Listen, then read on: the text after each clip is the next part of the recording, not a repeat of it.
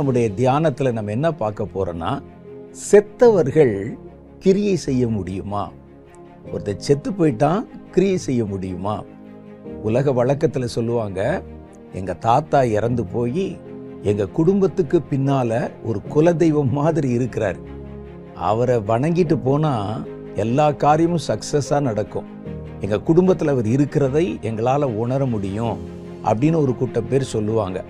இன்னும் சிலர் சொல்லுவாங்க, ஆத்துமா தன் ஆசை நிறைவேறாமல் துர் ஆத்துமாவாய் மாறிவிட்டால் மரணத்துக்கு பிறகு அது பயமுறுத்துகிறதையும் அச்சுறுத்துகிறதையும் எங்களால பார்க்க முடியுது, அதோடைய கிரியைகளை எங்க குடும்பத்துல ரொம்ப பிரத்யட்சமா பார்க்க முடியுது, யாரும் நிம்மதியா தூங்க முடியல, பாத்திர பண்டங்கள் எல்லாம் கீழே விழுகுது, அதோடைய நடமாட்டம் இருக்குது அப்படிலாம் சொல்ல கேட்டிருக்கிறோம்.